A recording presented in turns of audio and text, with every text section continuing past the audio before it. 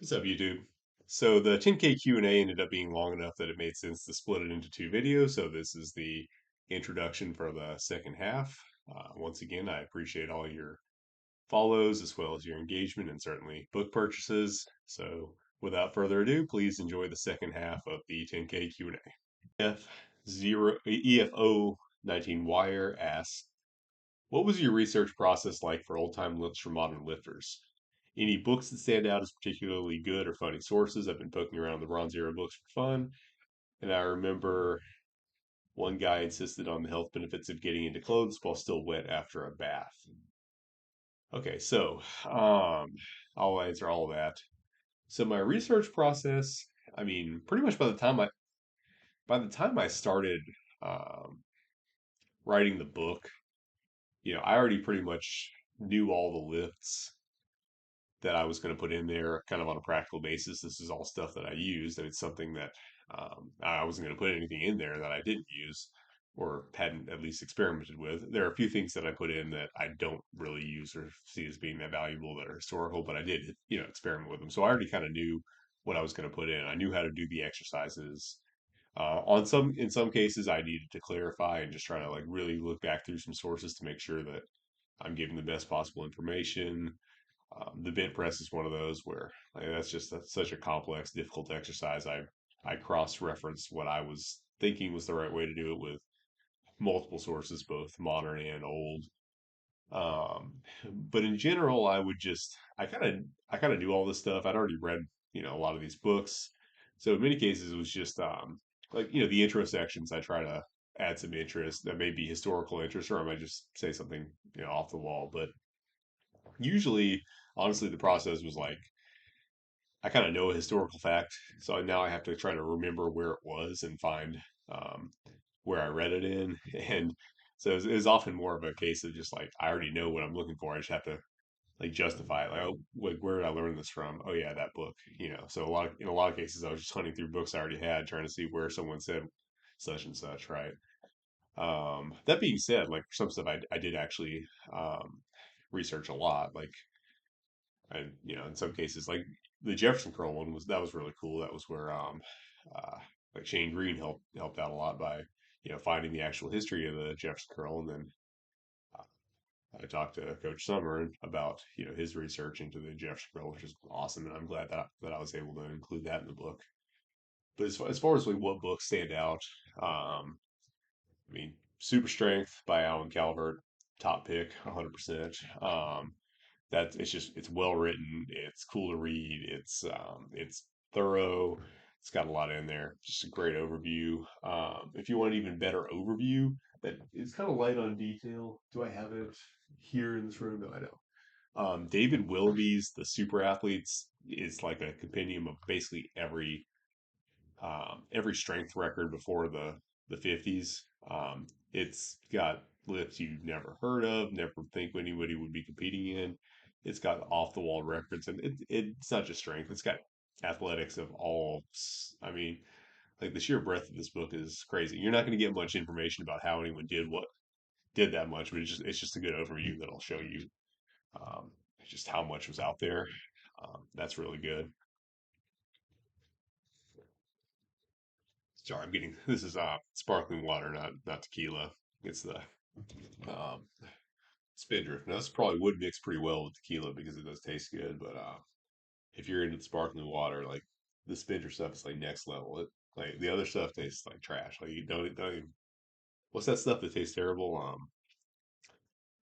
What's that sparkling water that tastes? The one that tastes terrible. What is it? It's got kind of like a '90s looking like can, whatever. Anyway, Spindrift is good, and I just didn't put it. It wasn't in the refrigerator, so that's why I have a cup of ice. And I figured while I was at it, I might as well salt the rim. So real fancy over here. Um, what was I saying? Yeah, and it's funny. I know what you're talking about. The guy talking about the health benefits of getting into clothes while still wet after a bath. I don't remember who said it, but I see that's the thing. Like all these books have some like a bunch of good stuff in them, but then they have some like wild off the wall silly stuff. Like who's the grip guy? The guy who had that dumbbell, Thomas Inch. Thomas Inch. Like he's got some really good technical stuff about various lifts, but then he's talking about like what kind of bread is like you know, the best food for a strongman. It's like, bro, bread. And then he's kind of pudgy. He didn't even look like he lifted really. I'm not trying to talk shit, but I kind of am. But yeah. So it's a mixed bag. It's like maybe this bread you like is the reason you don't even look like you lift. And guys like Gorner who ate like predominantly a ton of meat and some potatoes, but not that much, it looked like he was carved out of stone. You know what I mean? Um, and that those little details are really important. Um, I think because one of the things that I tried to accomplish with the book, if you've read it, I hope you agree that that's. Let me know in the comments if you have read the book and if I achieved this aim. I really want to like break down that barrier between the old time greats and ourselves. Like humanize them. Let's not put them on a pedestal. They're just they're just like us, except they lived in a different time period. Yeah. And so when you start to see when you only look at like the highlight reel of what each guy was best at, it looks like they're just these on this crazy high level. But then when you start reading about that, and you're like what? Like yeah, like so just some of the off the wall, like you get in the bath with your clothes. Like what are you doing, my dude? Or like Tom Cinch, for example. Like listening to him, brag about his one hand deadlift, which by the way was using a cambered bar, so it wasn't going to try to roll out of your hands, unlike what we do today. He's talking about how his struggle to get a 500-pound one hand deadlift, couldn't quite get it over the knees.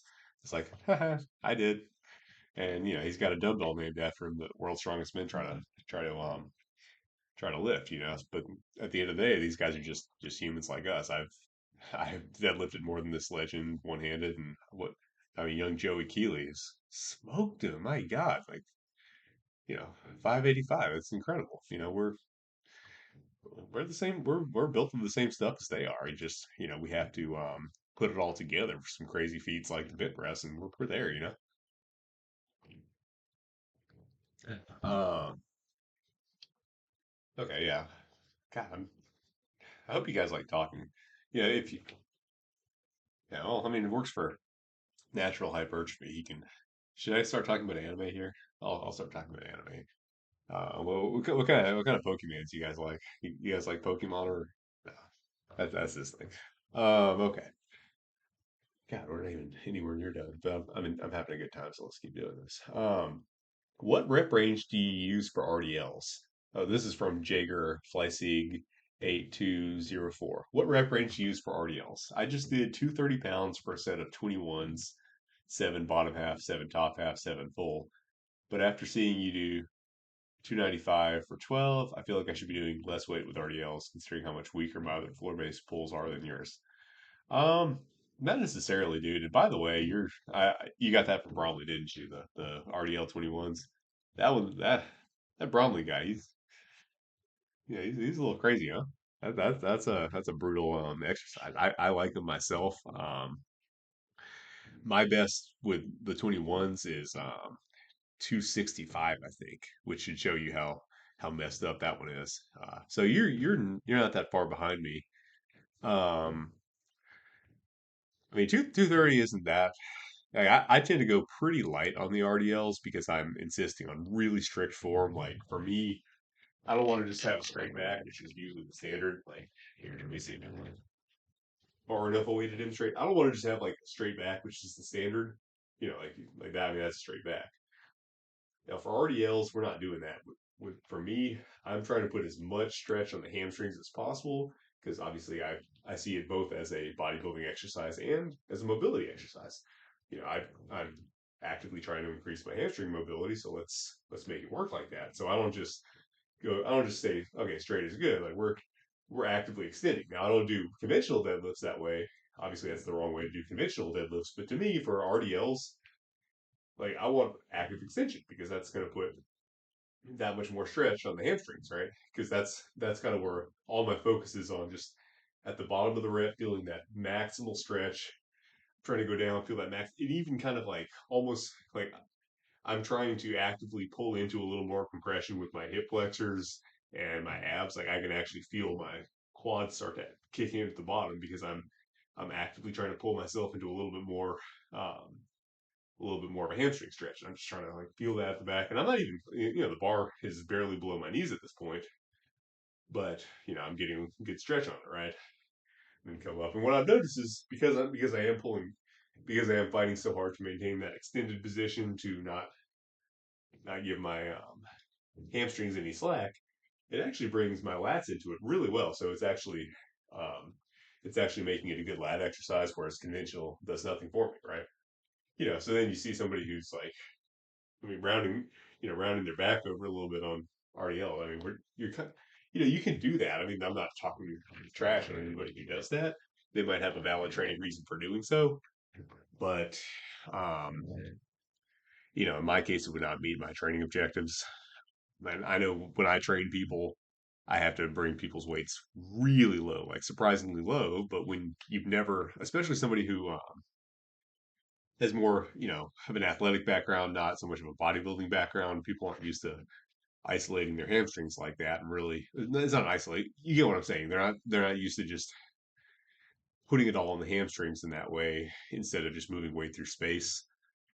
So I have to bring it really low for a lot of people, but I do think it works better that way. I mean, the other thing is I have so much spinal flexion in my training.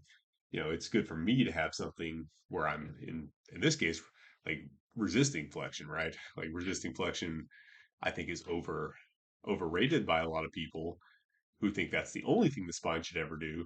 But it is a valid thing. So why don't I, if I'm going to be training the Jefferson curls to embrace the flexion, I do need something in my training where I'm actively resisting training. So yeah, that's what I do with RDLs.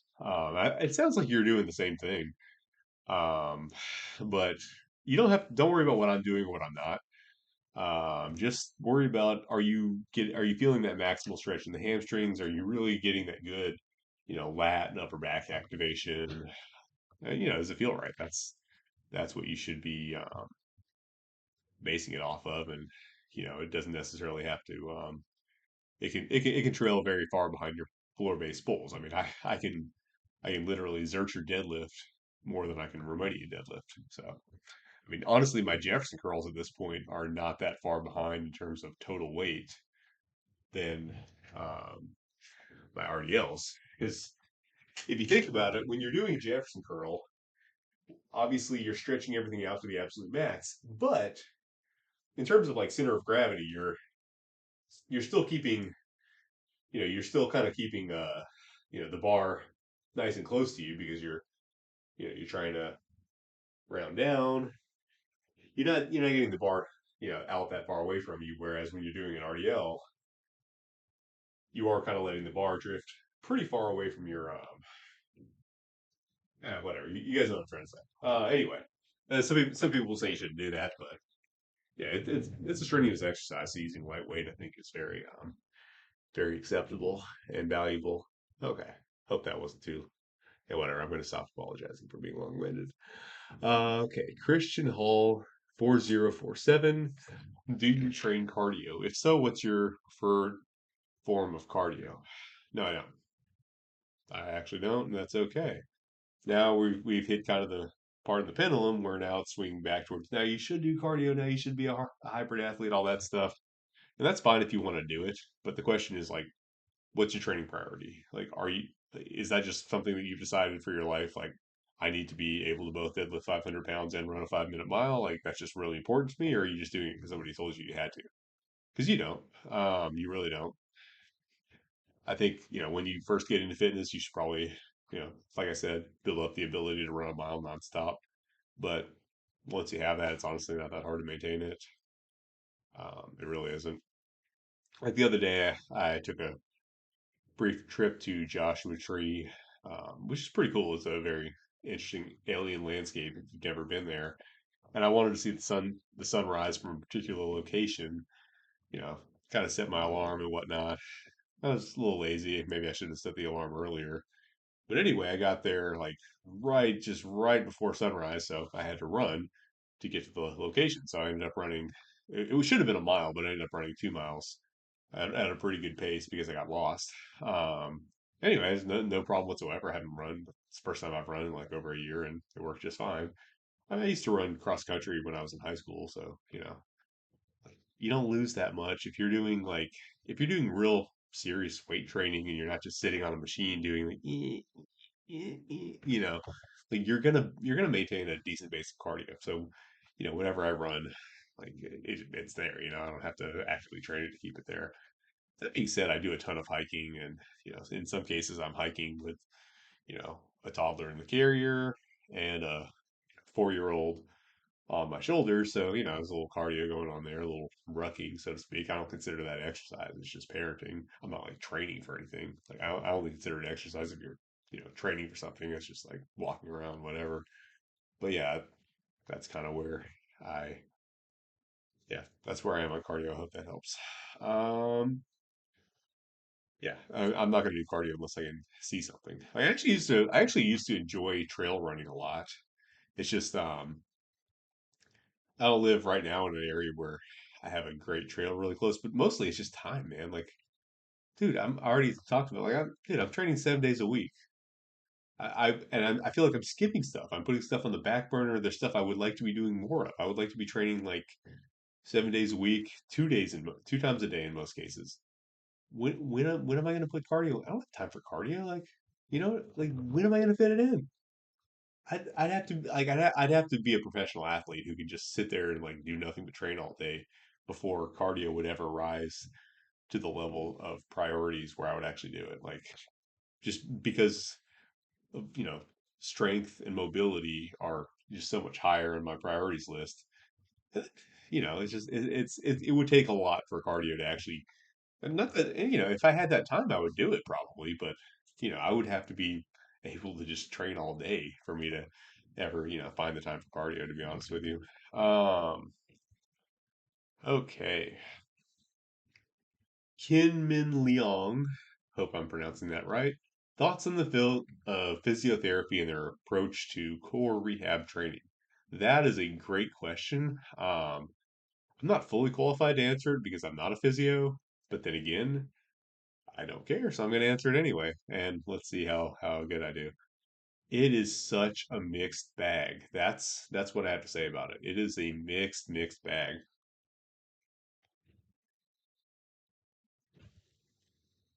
You have folks that I respect enormously who are um, obviously have their requisite knowledge. They're knowledgeable about their field and whatnot. They're great at what they do, but who also are not afraid of movement and have a goal of getting people out there trading through all positions, building robust strength and whatnot. Um, and these people are allies with me.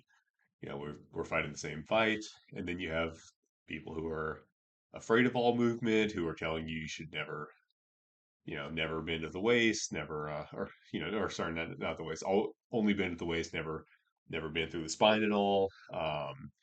Never put your knees over your toes, all that good stuff. And then you have people who want to gatekeep all knowledge. You, maybe you can do some of the stuff, but you can't do any of it unless you get my specific approval. No one else, no one's qualified to do Jefferson curls unless you consult with me first. So it's a very mixed bag. That being said, I don't want to make it seem like I'm saying don't go to them. Like if you have an injury, you need to see an actual professional. Don't. I'm I'm just a general trainer. I can get you jacked. I can get you strong, but I'm not going to try to treat an injury. You know what I mean? So I'm not saying you don't need them.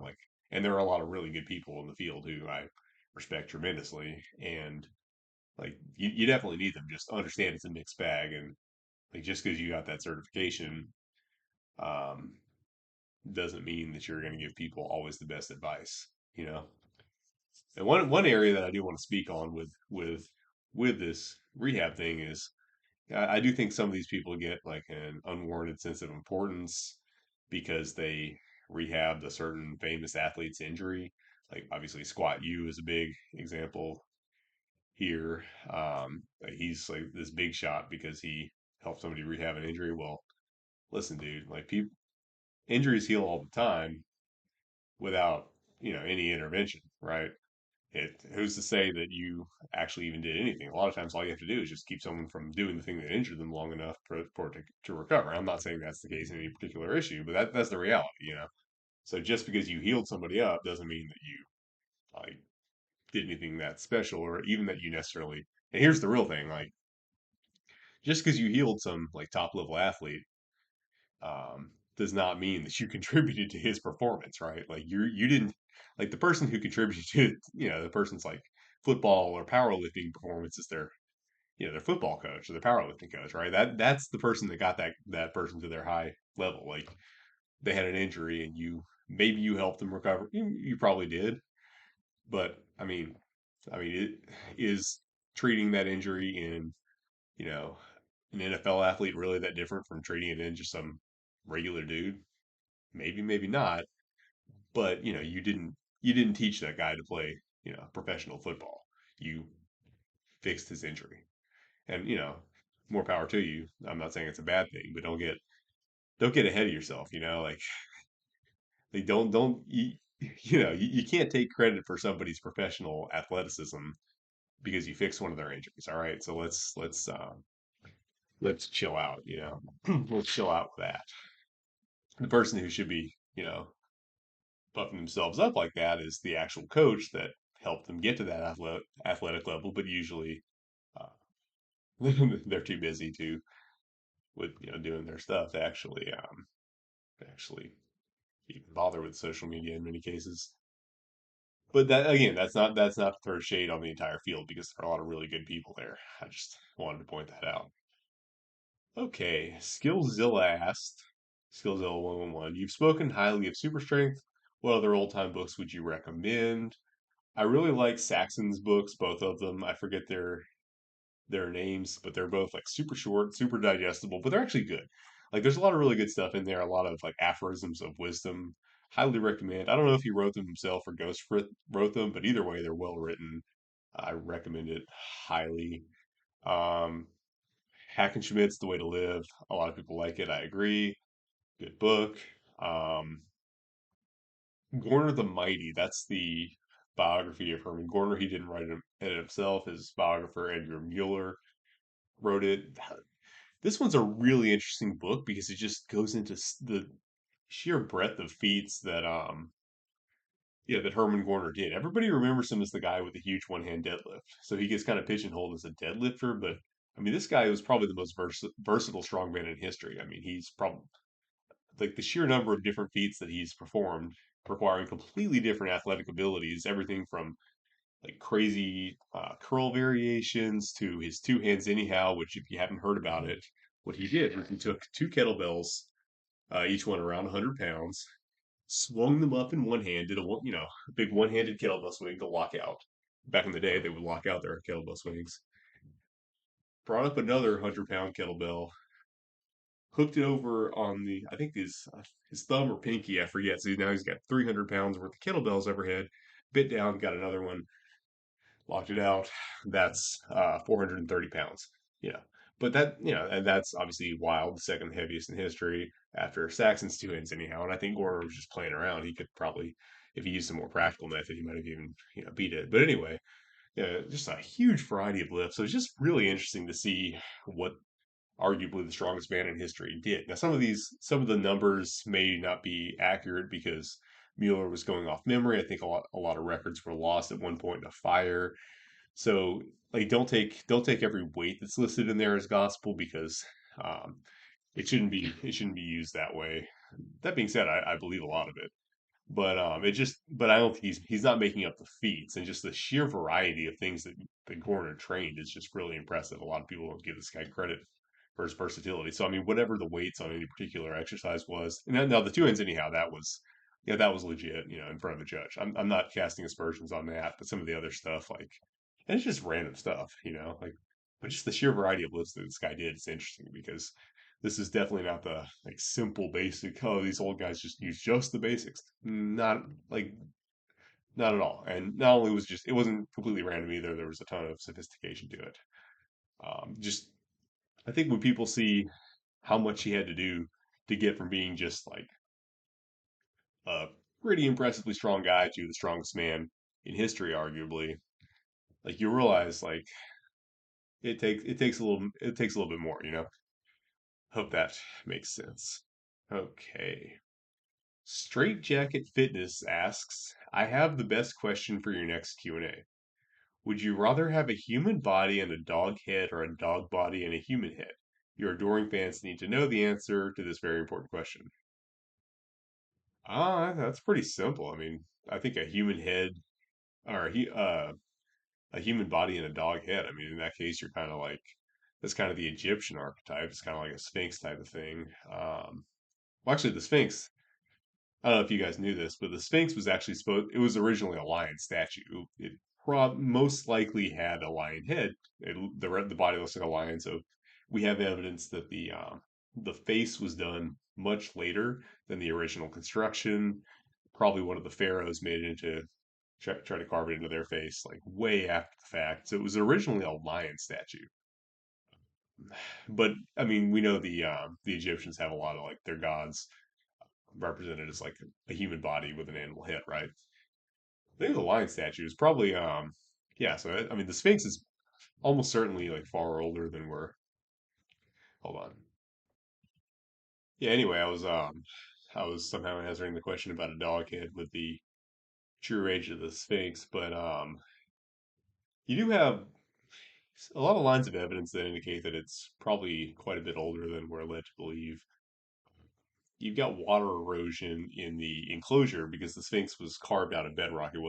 It's carved out of rock. It's not like they built it up. They carved out the rock around it. So in that enclosure, you've got evidence of water erosion that um, doesn't really make sense given the climate of the area now to make it make sense to make that amount of rainfall for that to happen makes sense. You have to go back like I think it's around 11,000 years to make that work because obviously the climate of Egypt has not always stayed consistent. There have been times when it was much greener, much wetter than it is now.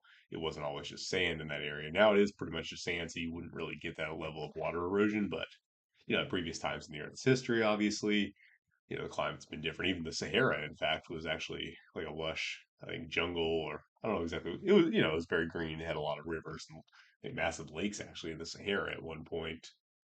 So it does appear that the Sphinx is far older than we're led to believe, uh, just based on that evidence of water erosion. And then probably some other um, trails of evidence. Not to say who made it, but most likely the original makers actually just made a lion statue, and then some pharaoh after the fact did the face the way it is. Because if you look at it, it doesn't match the size of the rest of the statue, and it's much cruder. I believe there's yeah. Anyway, that's probably a longer answer than straight jacket fitness really needed to his question. But yeah, definitely dog head, human body to match the ancient Egyptian god thing. I think a human head with a dog body would look weird, you know.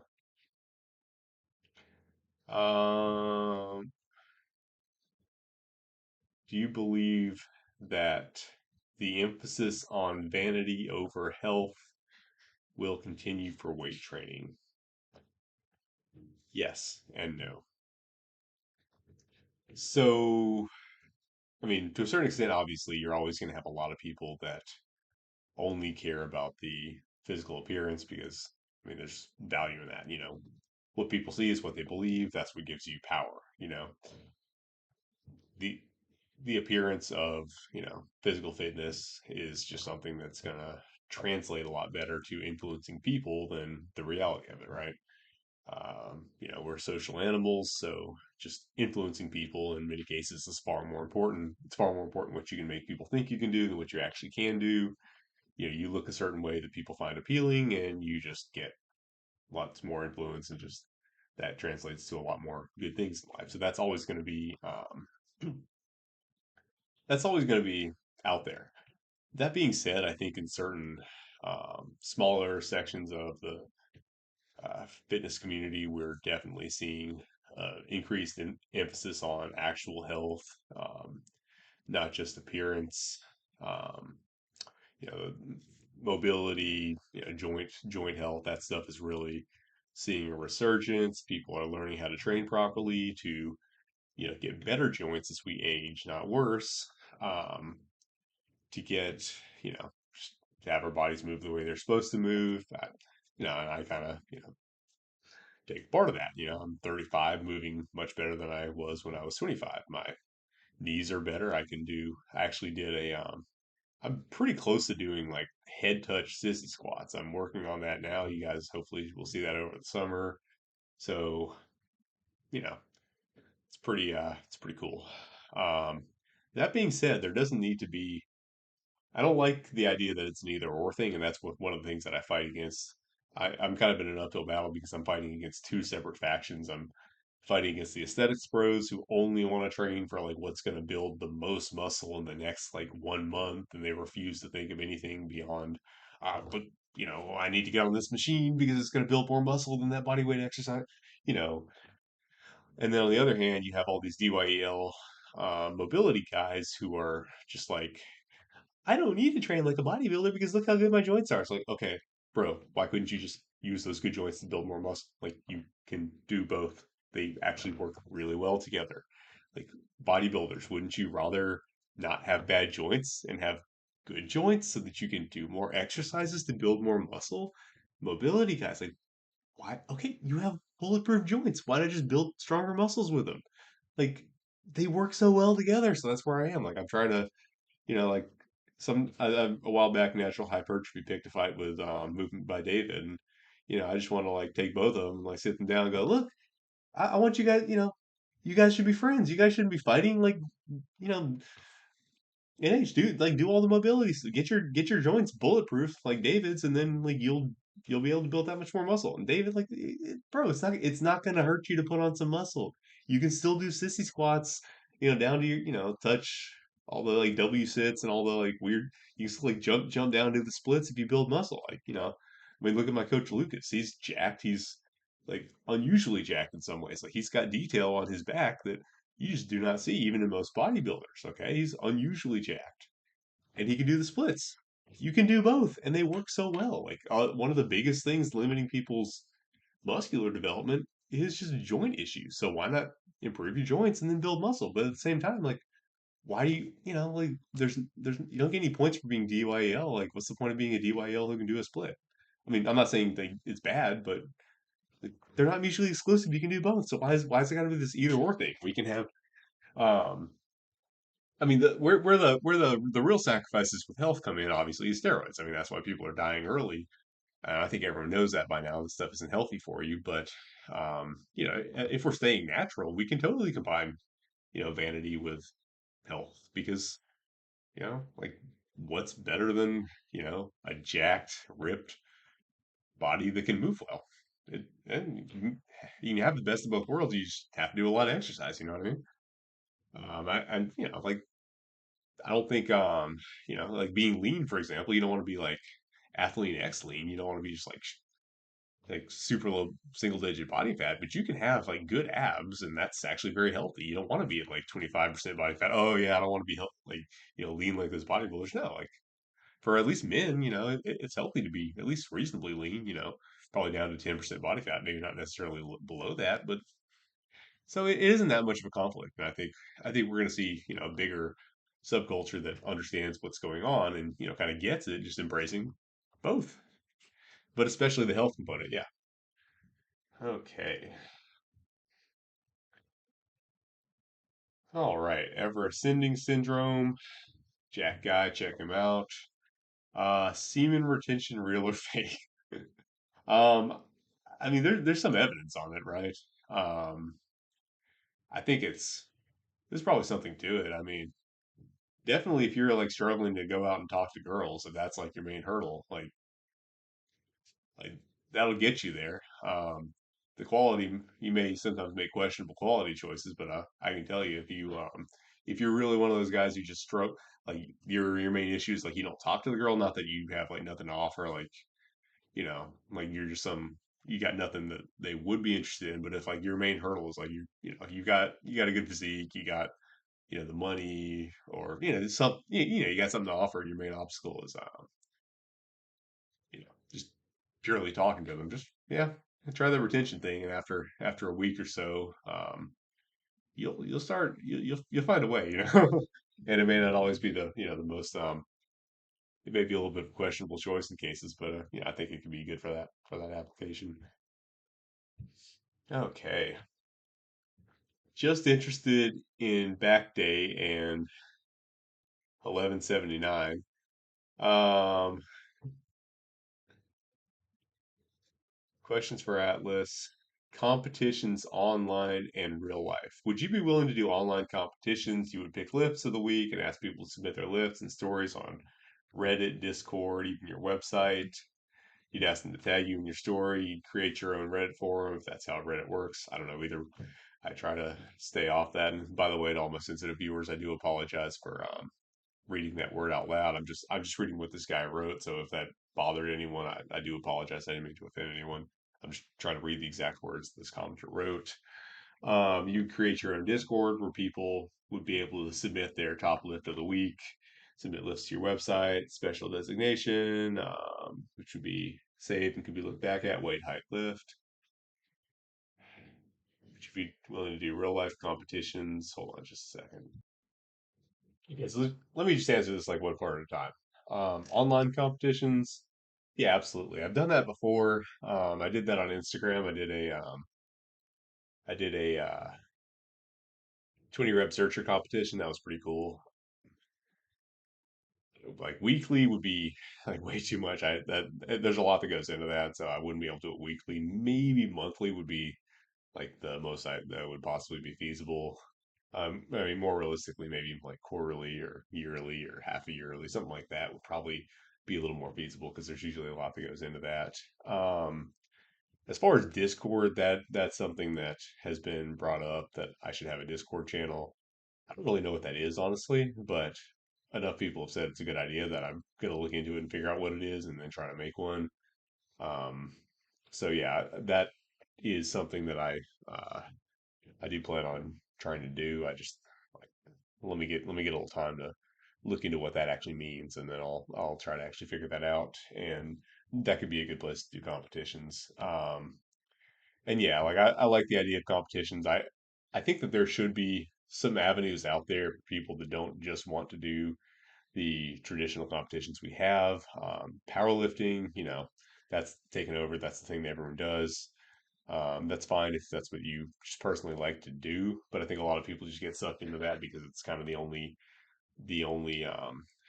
competition in town. If you don't want to do CrossFit or go to a specialized strongman gym, and there's just so much to strength that doesn't really look at, and it has gotten to the point where it kind of in some cases is just like a leverages test. At least at the top levels. It's kind of one of those things that is very predetermined by leverages. If you don't happen to have the right leverages for powerlifting, you're kind of capped out as far as your performance, no matter how hard you try. And even if you go on performance enhancing drugs, if you don't have the right leverages for it, I mean, even drugs are not going to even match the performance that just the right leverages will give you. But that doesn't mean those leverages give you strength. It just makes you good at that specific sport. So I think it's cool that it's out there, and I'm not opposed to powerlifting in any way whatsoever. But I do think that there needs to be some variety out there because it's really not capturing a full, understanding of human strength. And obviously, I think strongman actually does a better job of it, although it does tend to just be the same two movements, either a deadlift, a carry, or a press, just with different stuff. Kind of. I mean, that's probably unfair, but I like strongman. It does better, but it still leaves. There's still a lot of stuff that it does leave out of the equation. So I do think there need to be alternatives in terms of strength competition. Strength competition should be shaken up, in my opinion, and we should be you know looking at other things we can compete at in addition to those. And certainly when it comes to bodybuilding, I mean, God, like nobody should compete in bodybuilding. It's just at least for natural bodybuilding, it's like the leanness standards are just silly. Like no one cares if your glutes are striated. So why are we competing to have striations in something that no one wants in the first place? Like no one, no one looks at the, golden era guys and said, you know what, those guys are like too obese. You know, come on, like just it's ridiculous. So like, why would you ever compete in natural bodybuilding? It's stupid. Um, so yeah, I mean, alternative competitions that don't require you to just kind of compete at starvation, which is what it's turned into. And back in the day they didn't do that, and they look great. But like people always complain that natural bodybuilders look like they're anorexics, but it's because they have anorexia. Like maybe if you don't starve yourself so you could see like striations in your ass, maybe you wouldn't look like stick figures. You know what I mean? It's yeah. So there definitely need to be alternate, healthier alternative. Not that there needs to be healthier alternatives for competition, definitely. So I would like to do that. I'm like super busy right now, but I've done that before and I will do it again. So yes. Number two, would I be willing to do real life competitions? Would you be willing to start competitions in real life where people can meet up and test their strength through various unconventional lifts that would be selected for the meet? Um, yeah, I mean, I would absolutely. It would be a question of, whether it's realistic. Um, Obviously, probably the odd lifting community, old time lifting, whatever the case, whatever you want to call this. We're dealing with kind of an online based community that's all around the world, probably not um, centered in one particular geographic area. So, I mean, it would probably be hard to get the level of like population density of people that are into the same thing in any one city. But I mean, to the extent that that does actually happen and actually works, sure. I mean, if people are willing to, fly across country or something to do that, that'd be cool. I think definitely the online thing would make more sense as a good start. Um, and then, we can, if that does spring up out of it, that would be very cool as well. Um, Goodness, there's more. Your website, are you going to have a section for exercise logging on your website? We have an exercise section where you can log your lifts or compare strength levels and various unconventional lifts. Ooh, as far as that's a cool idea, actually. I'll have to look into the logistics of that. Right now I use Shopify. So I would have to see if the way Shopify works is they have a bunch of various apps. So if there may be an app that they have in their app store that would allow me to do that, and if so, that'd be really cool. I do want to continue to build out my website.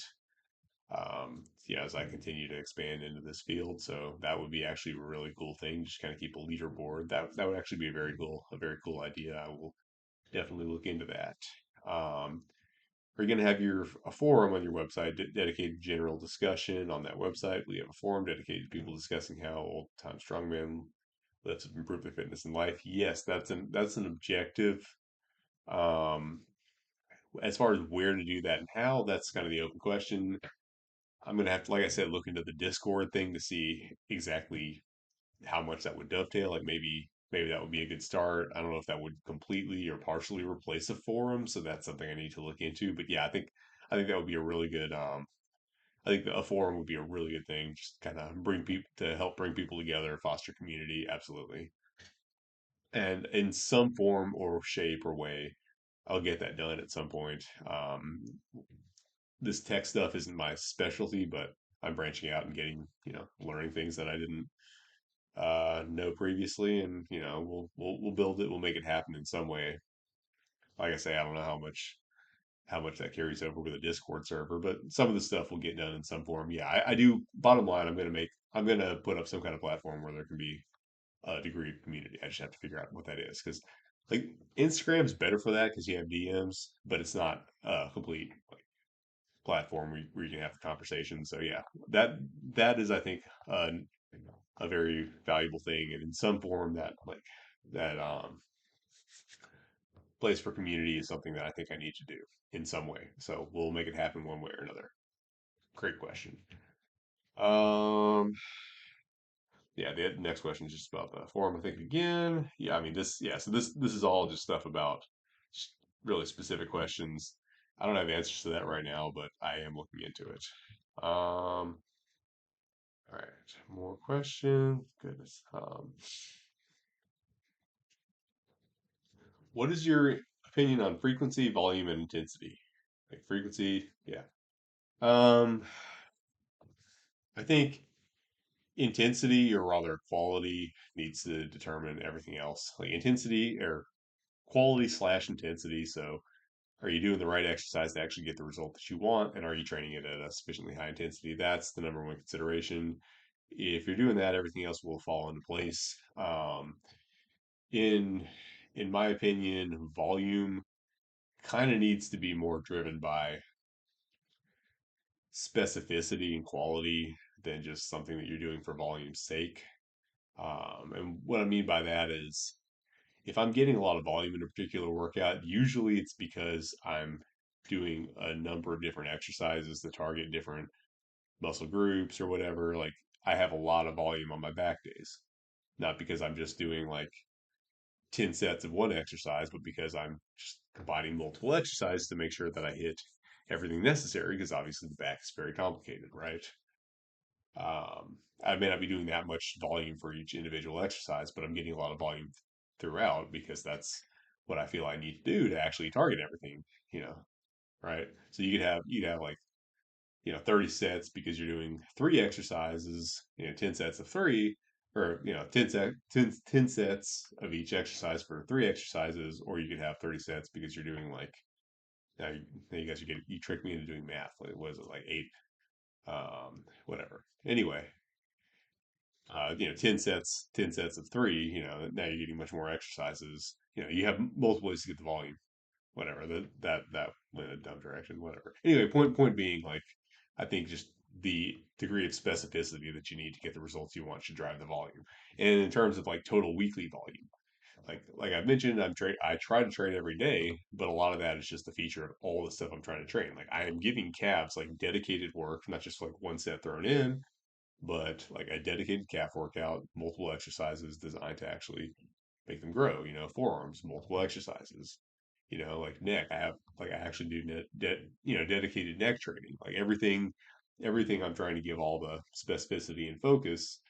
So, and then I'm trying to maintain or increase mobility at the same time. A lot of that's not necessarily all exactly the same stuff that you would do for hypertrophy. So all that just dictates, a high training volume. That doesn't mean that I'm just trying to get like, you know, 5 sets of 10 or anything just to add volume. I just have to get all that weekly training volume just to even cover everything that I'm trying to do.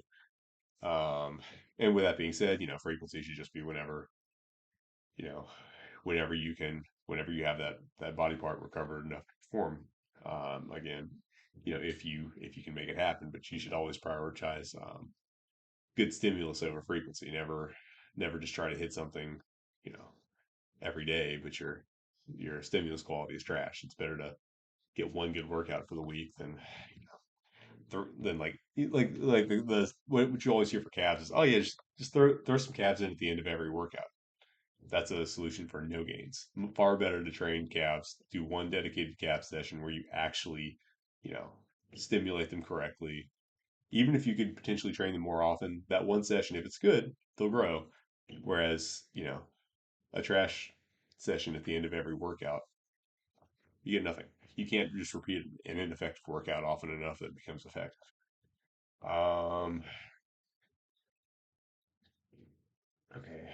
Opinion on exercise selection. I mean, honestly, I think I already kind of answered. Is it based on the order of muscle or groups? I kind of answered that one already. How do you train your grip? Um, I've kind of been letting it slide.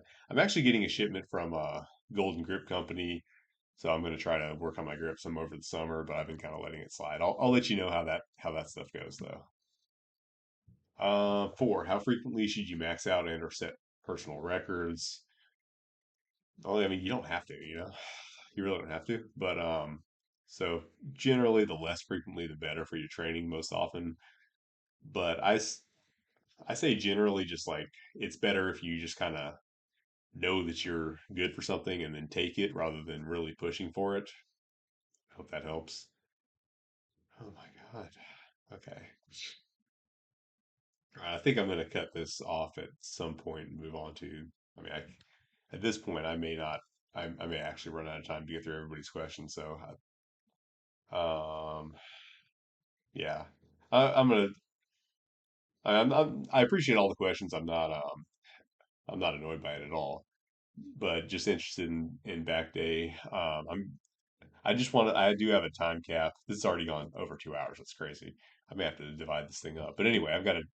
I do have a time commitment in about 30 minutes, so I'm gonna cut your questions off at this point just so I can make sure that I get to everybody else. Okay, I don't know how many more I have left to go, so yeah, I'll come back if I get a chance. Okay. All right. Joel Doxator 9804 asked, question about your training style. I've noticed that your exercise routine is very back dominant in the thoracic compression, forward loading, leaning. My question is, what are you doing to maintain shoulder health? I've been really excited the last couple weeks chasing Zercher lifts, but I ran into the problem of pain at the front top of the shoulder. I fixed this by adding some thoracic extension via barbell pullovers. I noticed, that, however, that your videos don't focus too much on the thoracic extension part of the spine's mobility. I was just wondering if you were specifically doing something because the balance is required at some point, even if you have a weak back. Imbalances will either show negatively or affect the shoulders. My guess is I already have a large back dominance over my forward torso strength. Okay, yeah, that's a great question. It's mostly just I think it was just that I wasn't showing it on YouTube. I showed the pullovers a lot more on Instagram until my video. Yeah, it's yesterday. You'll probably see this. Now we're getting some time paradoxes. It's been 2 hours, guys. Um, anyway, yeah. So I do a ton of pullovers, and I emphasize thoracic extension a lot. I mean, that's I just made a video completely on that. And I think that is the key to why pullovers are misunderstood. So I do that definitely. I've just been like Instagram's kind of more my native platform, so I just haven't been sharing that as much on YouTube, unfortunately. But obviously that'll change now. Um, I'll do more videos on pullovers, and then yeah, as far as the back dominance, for a while I was just doing stuff like Jefferson curls, where I'm pulling myself into compression, and and then using the back to get out of it, but I wasn't training the anterior chain as much, the hip flexors, the abs and stuff. And so I actually did get into a position where it got to a point where I was starting to actually almost lose mobility. Like if I warmed up and just really weighted stretched myself, I could stretch down into these positions, but I was kind of losing active mobility because my back was dominant over my anterior chain. So, think um fixing that imbalance was a priority. That's a lot of what I did with Lucas, my coach, and as you might imagine, that just involved a lot of ab work and hip flexor work. So stuff like L sits, stuff like cross bench sit ups, which are a lot like a GHD sit up to train the abs, getting you into extension. A variety of ways of training extension, like back bridges of various sorts, cobra poses, stuff like that. But like I said, like a lot of actual active ab and hip flexor work too to like actively build that compression. That was really important. So I do train the balance, but I haven't shown all that on here. I've shown that stuff on Instagram, but it's like if you miss the one post, you may not know that I'm doing all that because I'm not posting on it every day, right? But yeah, that's really important. So that's a really good question. You're right on the money there, and like, it kind of sounds like without knowing it, you hit on exactly what I answered the question with pullovers, extension, you know anterior chain, all that stuff. You are right on the money there, dude. Your instincts are very correct. So yeah, great question, and you really answered your own question there. I just confirmed it. Let me see. This now I'm getting into a comp. I solicited more questions on another video, so now I'm getting into another video, just going through seeing if any of these are actually questions.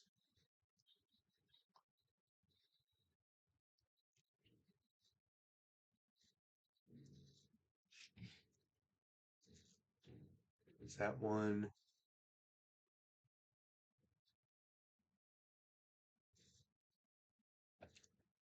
So this guy's asking, "Hey man, can you respond to Genetic Beast's claims about myofibril and sarcoplasmic hypertrophy? He's pretty big and claims that he's gained muscle from a carnivore diet, training once a week hard, and going to gym more often breaks muscle. It's starting to bother me." I don't know who that is. I haven't seen anyone by that name, but I'll address the claims. I now because I don't know who this guy is and I haven't seen the video where I guess I assume there's a video where he's saying this. I haven't. I'm not going off of his exact claim, so this is only based on the question that I'm answering. So I could be misunderstanding the argument. So just those caveats aside, I'm purely responding to the way the statement has been presented in this question, so don't take me out of context here. Okay. Well, actually, someone said the other day, like, you do want one of the out of context videos, and I think that'd be funny. I always like the natural hypertrophy out of context questions. They make them sound like complete crazy. Okay, so first off, myofibrillar and sarcoplasmic. Oh God! All right, like you guys know what? I'm not even trying to pronounce shit anymore. I've been talking for 2 hours. Like basically, you got the actual muscle fibers, making those bigger, or the basically just sarcoplasm, like sacs of fluid. You're swelling the fluid, right? As a general rule, I don't like to talk about stuff that I can't actually see and interact with at my level. Like we have all these big words for like invisible processes that are going on inside our bodies. I mean, for all we know, like somebody in the Middle Ages could be listening to a wizard talking about magic, and like for all it's the same for all they know. Like you don't actually have a way to directly observe that and know what's going on. Like you build some muscle, you build some biceps. Like how do you observe whether that's your sarcoplasm or your myofibrils? You don't. So I generally don't like to address that kind of stuff too much because I mean you could tell yourself all sorts of just so stories about what's happening in there, and you can go out and find evidence, in the literature to back up those claims. But at the end of the day, you're not going to go in there and have somebody like biopsy your arm and say like, okay, well this is actually what got bigger. So you're just making something up that you're never going to test. You're kind of just telling yourself a just so story. So I don't even like to really get into that. Like if I built muscle and it makes my arm look bigger, I'm good with that. I'm not going to try to tell you what tissue it is because I don't want to go get like some of it taken out to get sampled because that would hurt. So I'm not going to make claims about. You never whenever you're making claims about something that you can't or won't test, you're at a high risk of bullshitting yourself and others. So I don't like to really even worry about that stuff. You make up. It's very easy to make up stuff. You just feel smart when like, no matter what you say, no one's ever going to go test it. And that's why people like to talk about genetics because you can never test those claims. You can say whatever you want about your genetics or anybody else's, and no one's going to test it and prove you wrong. So you can just say whatever the hell you feel like. So I don't like to talk about stuff like that because it's just it's just a easy way to just start saying stuff to make yourself sound smart when you aren't. Not that I'm saying Genetic Beast isn't smart. I don't know the guy. He might be smart, but I mean, smart people get fooled by that just as easily as silly people. Um, so yeah, I like to avoid getting into that stuff too much. He's pretty big and claims he's gained muscle from a carnivore diet, training once a week hard and going to the gym more often breaks muscle. So carnivore diet, you know, I think you can definitely build muscle on a carnivore diet. Is it better or worse? I don't know. Um, a lot of people would say you probably can't build muscle on it because you're not eating carbs, but I mean, your body does actually have a way of, synthesizing glycogen in the absence of any dietary carbs. And if you're eating enough protein from, animal sources, you have plenty of protein, to complete that process. And, our ancestors, in many cases did have to actually, use that because there are lots of parts of the world where you have very little in the way of actual plant food with carbohydrates, especially, if you go back to the ice ages, like you probably weren't finding too many fruits and tubers certain times of the year. Or if you look at the Inuit, I mean, they basically subsisted on nothing but animal products because nothing grows up there, right? There's no plant food to eat, and animals typically don't contain carbohydrates. So our bodies can, in fact, use that process. So that probably works just fine. That being said, is it superior? I kind of doubt it. it but I generally tend to think like you need to just signal what you want your body to do with training, and then just eat decently. There's no diet that's going to signal your body that you need more muscle. That doesn't make sense. Why would you need more muscle? Because you're eating something different. Like unless and the only difference is if you're eating something really chewy and you're stimulating your jaw muscles to grow. But there's nothing you can eat that's going to signal to your body, hey, we need to put on muscle. Your body is designed to adapt to like what you do, not to what you eat. But I think carnivore would be perfectly fine for bodybuilding, and it'd probably work quite well. I think. Training once a week and going to the gym more often breaks muscle. That's nonsense. Obviously, you're going to break down your muscle, but then you rebuild it. Like that's fine, And just like past a certain, you can build muscle going to the gym once a week. Um, but you're only going to build what you train. So I mean, I'm kind of a back specialist already. Let's just say I completely don't care about anything but back. I'm just gonna do my back workouts once a week and train my back and nothing else. Okay, my back's gonna grow, nothing else will, right? I'm building muscle off one day a week, but I'm also neglecting everything else in my body, right? So is that optimal? Probably not. You're going to need more than one day a week, most likely.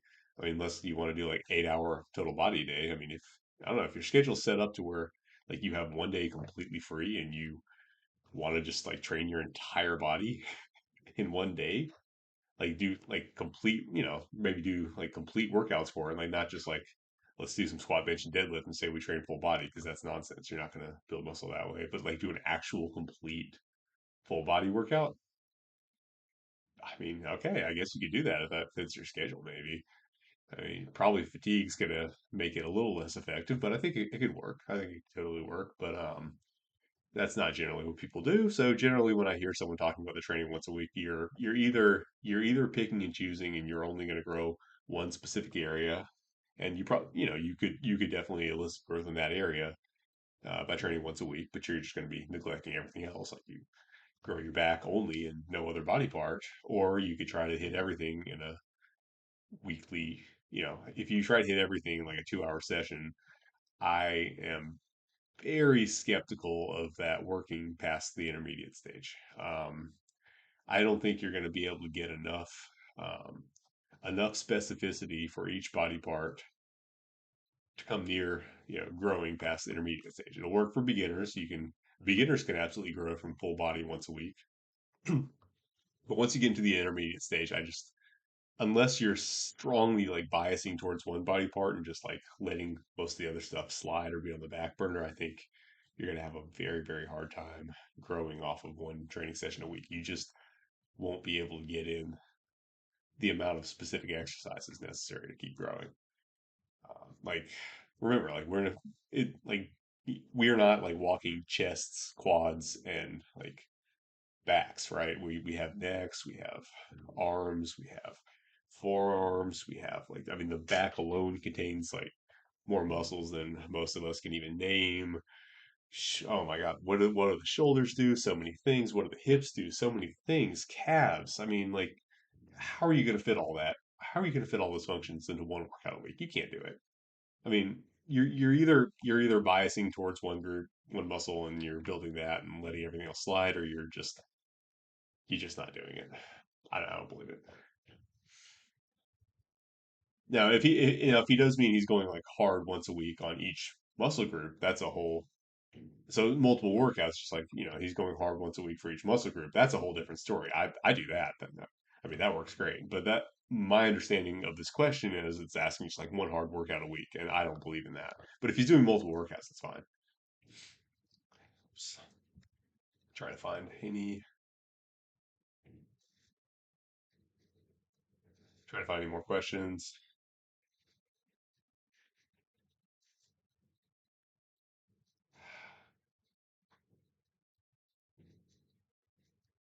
Okay.